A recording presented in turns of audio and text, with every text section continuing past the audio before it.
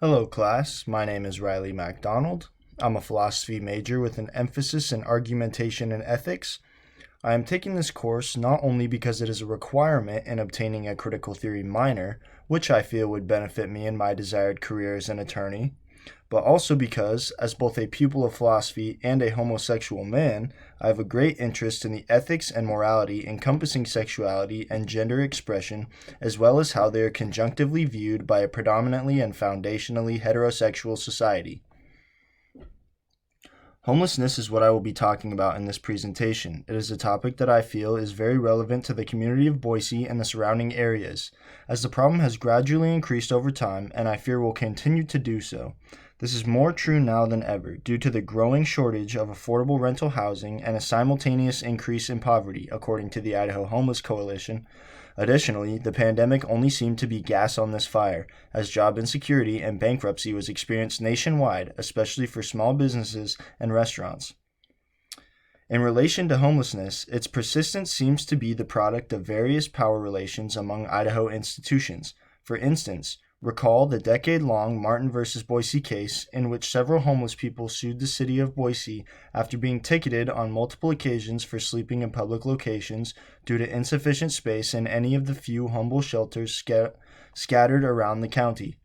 The ticketing of individuals for overnight stays in public only adds to the poverty and frustration of the homeless population, as well as perpetuates criminal records among them, making finding jobs that much more difficult. We see this system of oppression at large today, and Idaho, having such a large increase, needs to be lending aid to the problem in the form of opportunity creation, not punishment.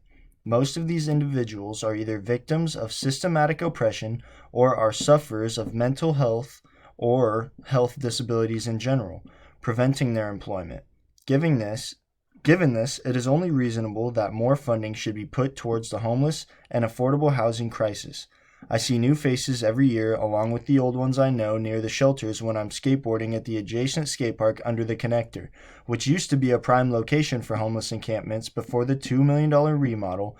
They're still there though, just pushed out of view. Fortunately for the initiative, the decade-long lawsuit Martin versus Boise has been settled at the beginning of this year, and as the Supreme Court, yes, Boise took their right to ticketing homeless for sleeping in public all the way up, as the Supreme Court decided to let the ruling of the Ninth Circuit that homeless persons cannot be punished for sleeping outside on public property in the absence of adequate alternatives. The settlement will cost Boise about $1.8 million, including $1.3 million to create overnight shelters or rehabilitate existing shelter spaces, $435,000 for the plaintiff's attorneys, and $5,000 in damages to the plaintiffs themselves. Hopefully, this is the beginning of a long-term solution, and furthermore, hopefully Idaho will see the progress that their restitutions will allow for.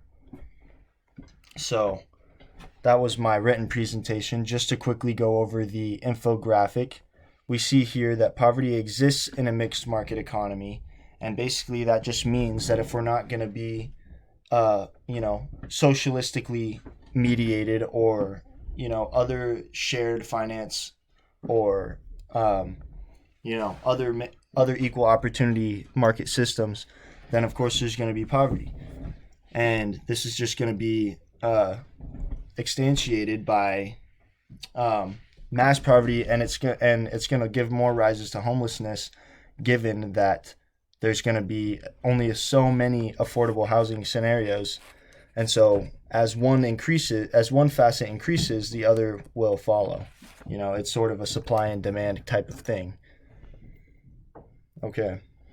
Right here we see that mass poverty is perpetuated by criminal records, and these criminal records are only bolstered by, ticketing and other criminal incentives that are increased by,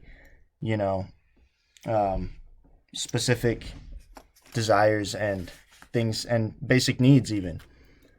We see here that I mentioned that ticketing only increases the problem. It makes it harder for people to find jobs, and not being able to find jobs makes it harder to find housing. It's all interconnected intersectionally, which I mentioned here, and how this is just one system of oppression that we deal with today.